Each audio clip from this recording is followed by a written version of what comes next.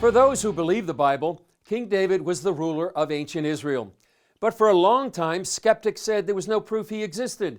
Now CBN's new documentary, Written in Stone, House of David, examines how archaeologists are finding more and more evidence of that biblical kingdom.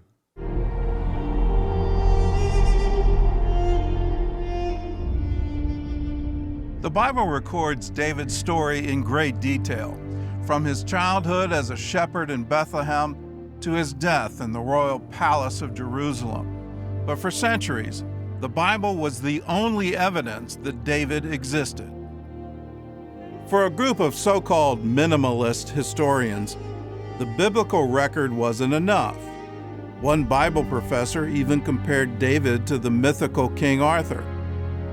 They said, well, the biblical tradition has been written only in the Hellenistic period, everything is legend, and no David, no Solomon, and no kingdom of Judah, no temple in Jerusalem, and so on and so forth. They said the Bible is mythology, nothing is true. But then came the Tel Dan stela. 20 miles east of the Dead Sea, in what is now Jordan, a stone tablet, or stela, was discovered in 1868. The inscription on the stone dates to around 840 BC, less than 200 years after David's rule. It was written by a Moabite king named Mesha, an enemy of Israel. And it contains the first known reference to the house of David outside the Bible.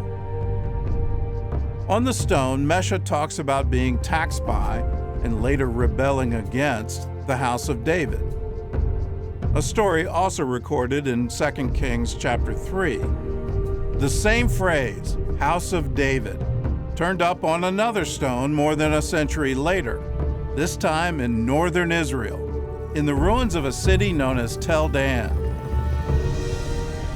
The shadow of Mount Hermon, the Dan River comes out, and there's an ancient city there with mud brick arches close to 4,000 years old from the time of Abraham, and with remains from the time of the kings of Judah, including a high place where idols were served.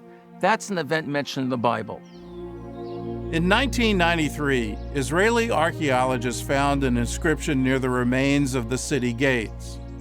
Written in the 9th century BC, the Tel Dan stela is believed to be the earliest non-biblical mention of David. The king who writes that down is Hazael, and he actually brags. He's bragging to his friends all around, I have succeeded Yehoram, the Jewish king from the house of David. In order for him to succeed over the Jewish king from the house of David, there needs to be a fight with the house of David. And we know Yehoram because Yehoram actually exists in the house of David from the 9th century BCE. This still is amazing because it's something like 80 years after King David has passed away. So there is already a dynasty, and you find it in Israel.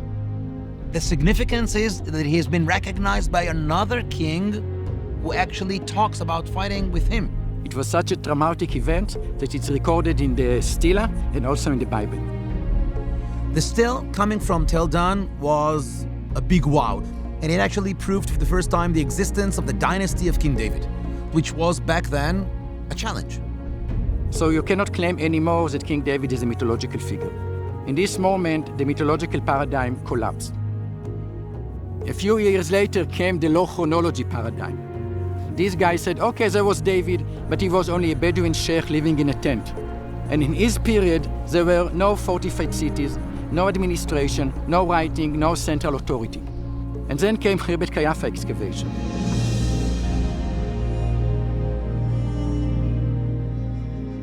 Alpha, Omega.